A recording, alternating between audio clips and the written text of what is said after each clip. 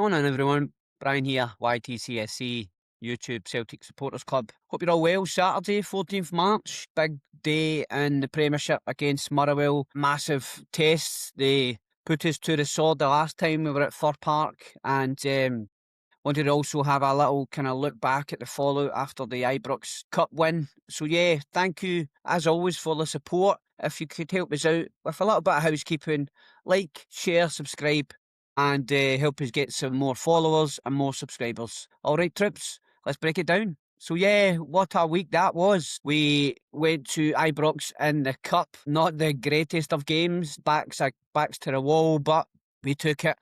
And we came out victorious 4-2 in the penalty shootout after a 0-0 after 120 minutes. We go through, we play St Mirren in the semi-final, a real chance for us to get a bit of revenge after the Premier Sports Cup, where we lost 3-1 and lost the first trophy of the season under Wilfred Nonce, but the less we talk about that, the better. Yeah, so as the title says, what a week that was.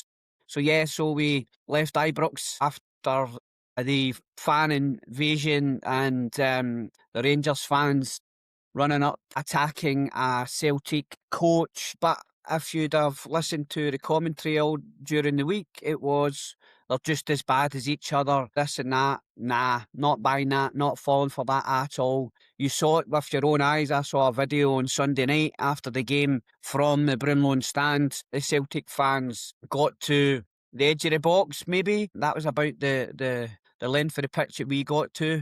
And then the Union Bears in a Spider-Man costume ran up and started throwing flares, etc. But yeah, as you saw from the usual cheerleaders in the media, it was just as bad as each other.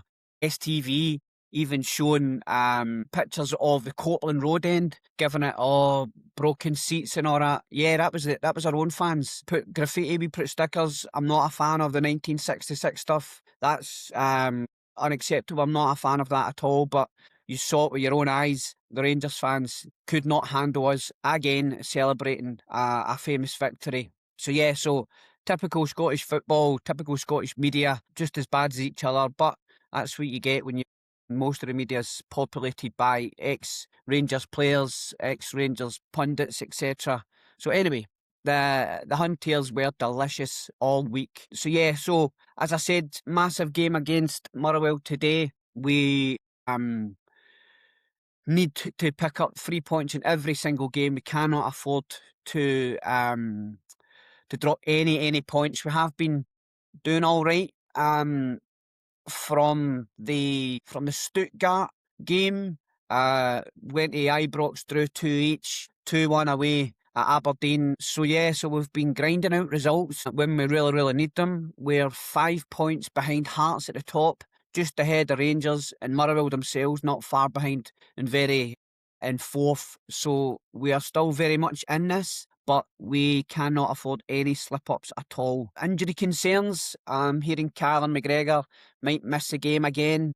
Hughes lost, captain, midfield organiser, and obviously you see how well he kind of keeps the rhythm for Celtic. I have been critical of him myself in defeats, etc., where he, especially Hibs 2-1, he doesn't seem to have that driving force, but I've got to kind of hold my hands up and give him his props. He's been a phenomenal player for us, and he's really drove us in testing times.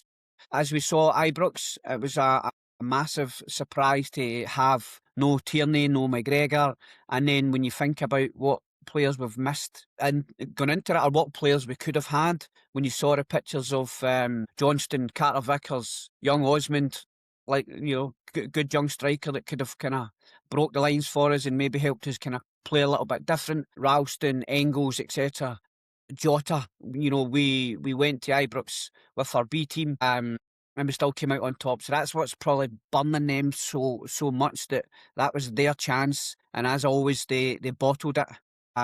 But yeah, so today, who do you think we're going to line up with? We need to, as I said there, Sinisalo has cemented his place, and I commented on that a TikTok video for the STV football show with Ewan Cameron, Ronnie Charters. I don't know the other guy's name. Dundee United fan. Let us know in the comments. They were talking about Sinisalo, and I thought his performance against Rangers was a real kind of standout performance. And I think his performance in the 90 and 120 minutes spooked the Rangers players when they came to the penalties. They were nervous facing him. He could have got to 2 of the penalties that he never saved. So I think I don't know, is Trusty banned today? Is that part of his ban for the red card against Hibs? So will we see Benjamin Arthur coming in? I hope so. I thought he done well against Aberdeen. Midfield, Hatate stood up well. Thought he was tidy, effective against Rangers. He dropped deeper to kind of dictate play. The Bernardo McCowan, I don't see them. I don't know, man. I don't know. It's Nygren will be there with Hatate. Is it McCowan? That's McCowan or Bernardo? I'm not sure. Let us know in the comments, guys, what you think. Trusty's still out, so it probably will be Arthur, Arojo, and if Tierney makes it through, I think he'll be in there, or it'll be Sarachi, Nygren, Hatate, McCowan or Bernardo. And then up front, does he go Yang, Maeda Tuneki, or Tuneki, Kavankara, or Forrest? So yeah, so let us know what you think in the comments, troops, about our starting lineup. Who do you think we will line up today? And massive 3 points at stake for Celtic. So yeah, so thanks very much. As always, love your support. Help us out. Like, share, subscribe, all that beautiful stuff. And hail, hail. See you on the next one.